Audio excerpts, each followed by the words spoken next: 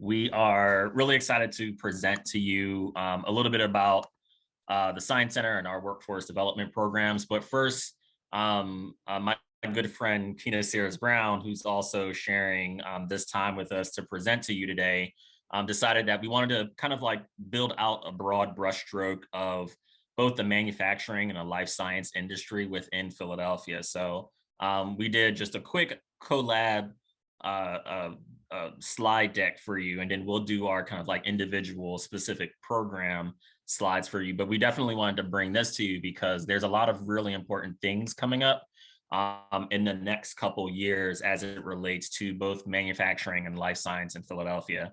So I hope everyone can see this specific screen. Um, in this first slide, this is really just 2021, 2022 life science trends. And I have it just like all written down. So I'll just read through it quickly and then give you a little bit more detail. I'm sorry, let me introduce myself. My name is Phil Brooks. I am the Director of STEM Workforce Partnerships at the University City Science Center with my colleague Felicia Jones, who will be doing the main slide deck for our program. We really just try to oversee workforce development efforts and connect as many Philadelphia residents to the life science industry in creative ways as possible for the purpose of connecting them to jobs and careers within this field. So back to the trends. So we have about 1,200 life science establishments in the greater Philadelphia area, and that's anything from companies to PPE equipment manufacturers, things of that nature. 6.3 billion has been invested in research companies or just in companies in general. And that's kind of coming from the 2011 kind of status reports on what was going on. That's only increased over the last couple of years. 13 universities and industry partnerships, 48,900 direct jobs within life science, and a large percentage of that are life science jobs that are specific under business operation roles. So some of those roles that don't require 40 degrees or more. Diversity, equity, and inclusion is being emphasized with a lot of these companies. These conversations are happening both on the board level and like the senior director and CEO level. This is not just something that companies are saying. I can't vouch for all of them, but this is something that companies are not just saying, but they're actually putting their money and their time and their staff and their effort towards hiring practices within this space, specifically within life science.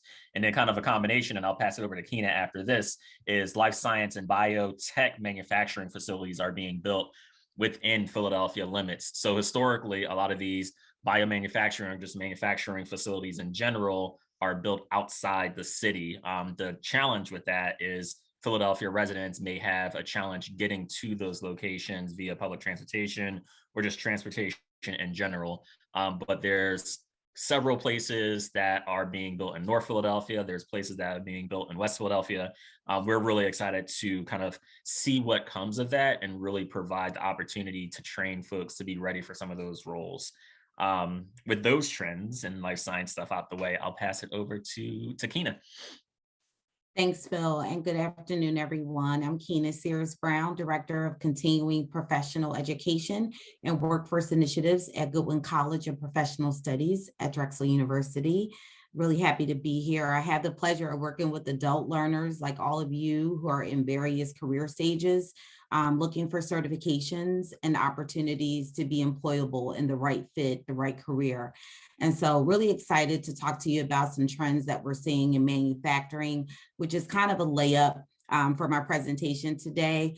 But I think you'll see that there's more to manufacturing than one may realize.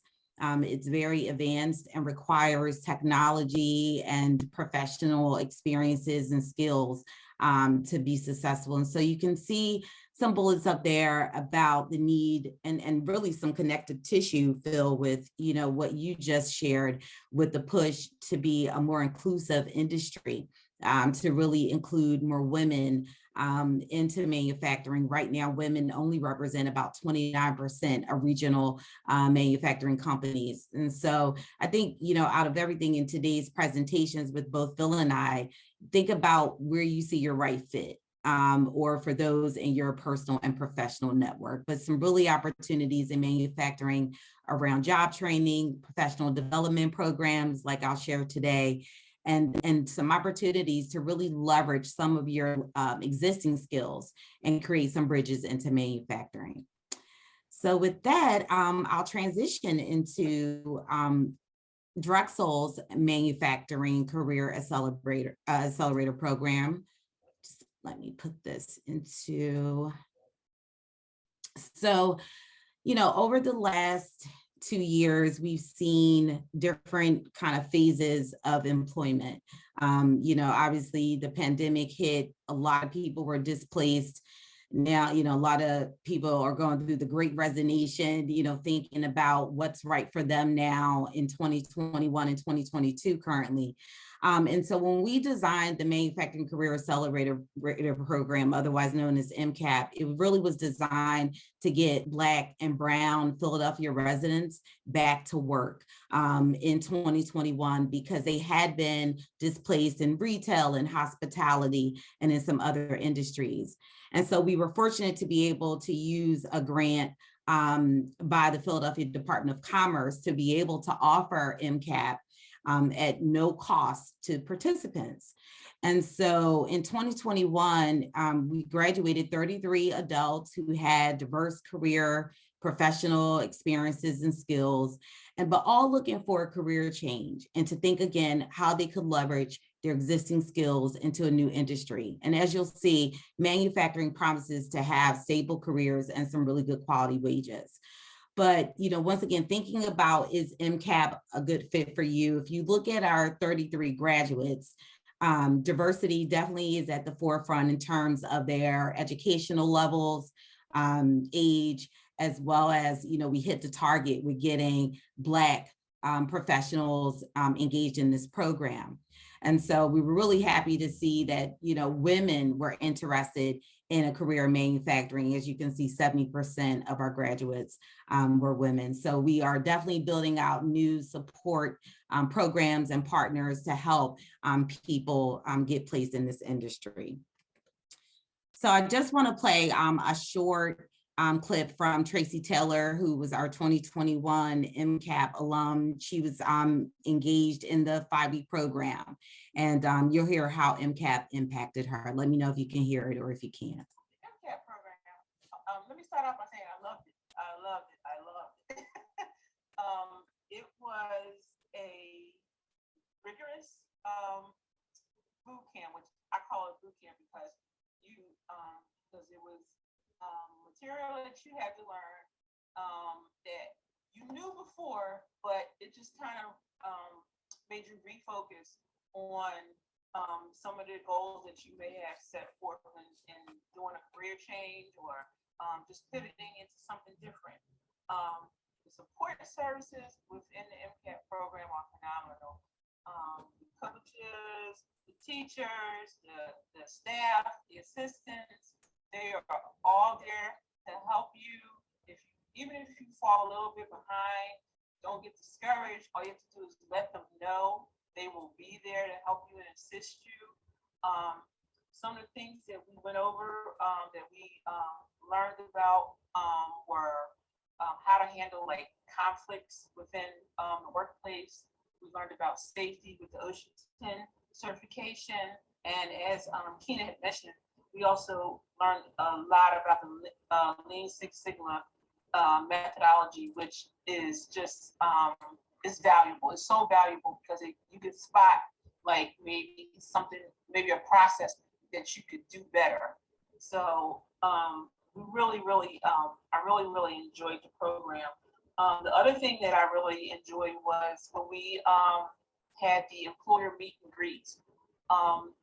I enjoyed it because you meet employers who maybe started at an entry-level position and worked their way up to even being president of the company. They shared with us the position that they started in. They share with us how they worked their way up, and then they also share what they're looking for in current employees. To have that type of conversation with someone at that level is just invaluable.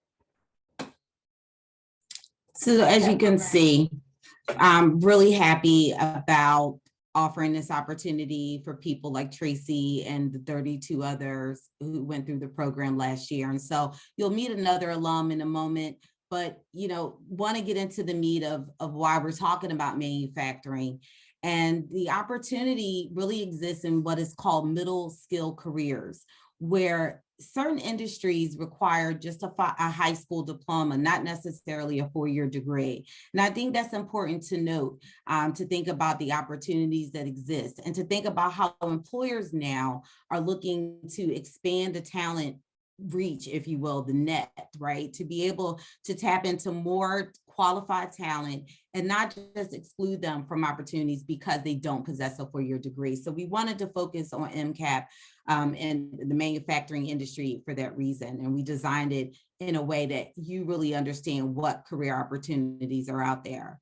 As I mentioned earlier, definitely more to manufacturing than people may realize. We confer with manufacturers who tell us that they need professional people to really operate sophisticated machinery, to understand technology, to be able to grasp equipment and understand processes quickly. So you heard Tracy talk about the Lean Six Sigma degree or certification. It really is important in manufacturing because they want you to identify wasteful processes, to be able to improve production, time saved, money saved, right? It's an enterprise opportunity. And if you have that skill, you can be successful in this industry. And so you also see the different types of manufacturing. There's textiles, apparel, the list kind of goes on, including pharmaceutical. And what we're seeing is the biggest demand and openings in a few areas, specifically production, maintenance and repair technicians, quality assurance, which also lends itself into Lean Six Sigma, thinking about the quality of processes and making sure that there's a check and balance system. And of course, technical roles like welders. So I mentioned production. These are some examples of the actual positions under the production umbrella. I want to note the first line supervisory roles in production because I think that's an important bridge. For those of you, or if you know someone who's been working in frontline supervisory roles previously or managerial experience, we're seeing that easy pivot into manufacturing, into perhaps a production role by leveraging those supervisory skills. So just one of many examples of ways that will help you identify what those transferable skills are in MCAP. And here's some examples of some other positions that could easily bridge into the manufacturing industry. So if you think of, kind of where you show up in that, there's a lot more to explore even as we think about those bridges. So MCAP is rigorous. Tracy said that, right? It is a boot camp. It's 5 weeks. You're on the campus of Drexel University down at 32nd and Market, right in the heart of University City. We want you to become a part of the culture because you are considered a professional student at Drexel during your time in MCAP. It's a 8 a.m. to noon program Monday through Friday where we really empower you to become your professional best through a rigorous curriculum. We give you and bolster the employability skills that you need to work in manufacturing while you're earning those certifications that you see. OSHA 10, which is a safety certification, 10 hours of understanding protocols, which is really important for manufacturing environments, but also healthcare. So also thinking about how that certification can apply in a couple different industries. And then, of course, the Lean Six Sigma, which we really emphasize because it is such an important employability skill for employers to talk to you about. And you can showcase that through this training program. We'll show you how to demonstrate that to employers. And so, based on our 33 graduates, we definitely have started placing them and not just entry-level roles. They definitely have that diverse background and experience to be placed in mid-level careers too. So I just want to emphasize that the manufacturing industry has openings in that entry-level and mid-level space as well. So the employer partnership is a really key part of this program. We want you to begin working in manufacturing with quality wages that are above $15 an hour. So we do have an ecosystem of employers who are at the table waiting to meet you if you become part of the program. Before I get into the employers, we have some highlights from 2021 that we didn't have in 2021 that we have now, which is a lifestyle stipend. It is a one-time $250 stipend, not weekly, but it's going to be installed into 2 installments, broken down into 2 installments to just help you with lifestyle expenses, transportation, gas to campus, whatever you need it for is there for you as part of the program. You also have a Chromebook that is yours to keep upon program completion.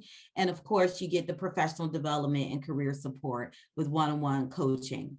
With the employer engagement, you're able to engage with employers in a myriad of ways, but at the top, we have virtual and in-person meet and greets with Merck, who you'll meet a Merck employee who's our MCAP 2021 alum in a moment.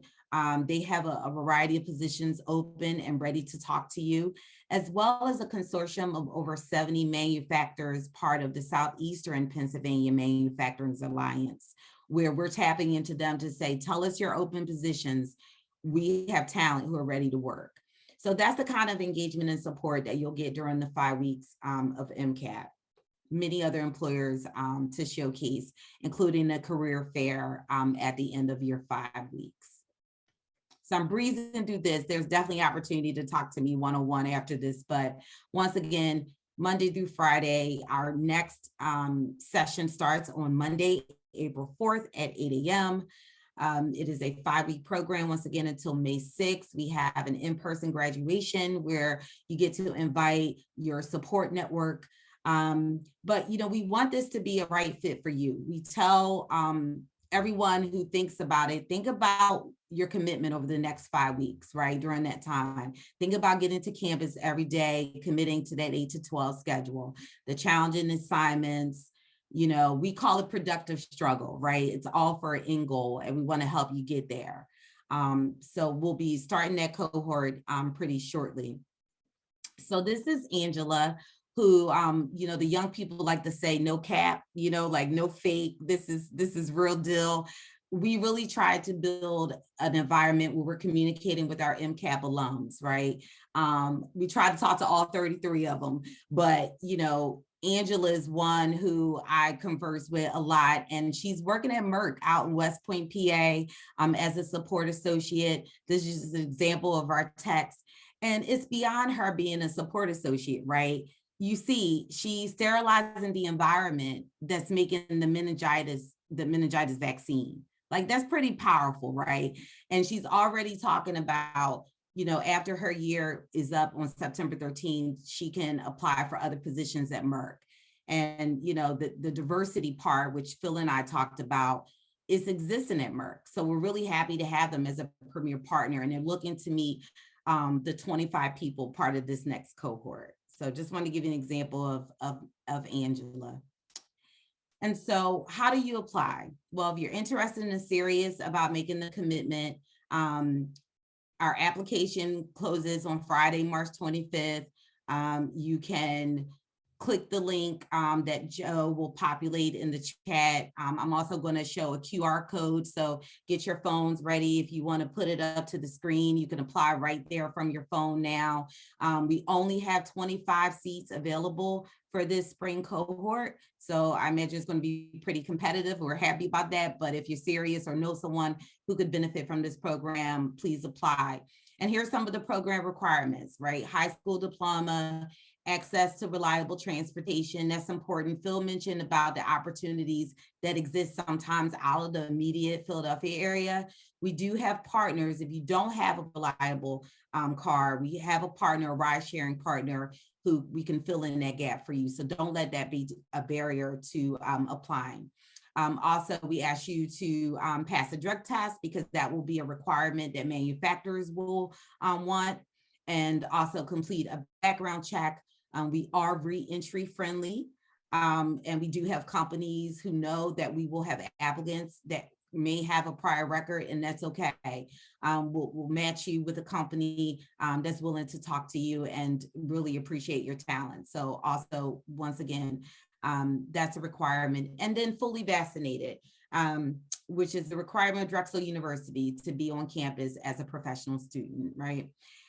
We also, lastly, asked you to complete a mechanical aptitude test. Sometimes that gets people in a little bit of a tizzy. It's a very quick online prove it test that just asks you simple questions about reasoning. We're doing that as a way to see where your score, so we'll know how to position you for manufacturer companies who will ask for those kind of mechanical aptitude tests. So it's just an opportunity to prepare you to be successful should you have to take an aptitude test later on in the interview process. After you apply, you'll get a one-on-one phone call or video call with myself or an MCAP team member. And you know, like I said, we'll be able to kind of get you to day one to succeed. So here's the QR code. If you want to hold it up now, you can do so. Apply. It'll take you to our Survey Monkey form. It's about 12 or 13 questions. We just want to know as much as possible about you. And like I said, we'll use that information to follow up with a scheduled call. And so here's my information. You can call 2 ways to get in touch with us. You can always email me directly with specific questions, and we can do a Zoom chat or have a follow-up.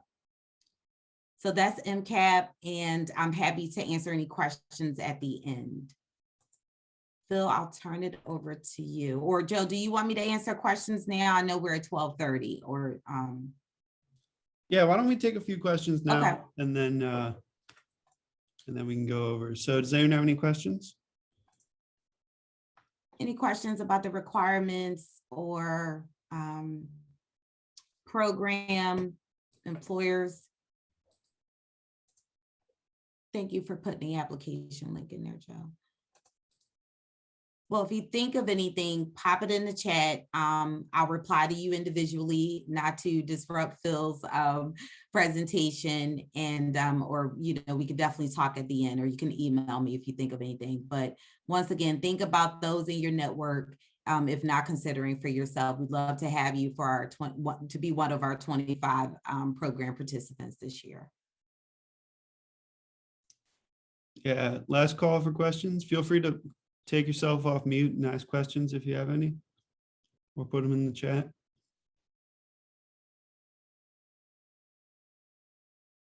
No? Going once? I have a quick question, Kina.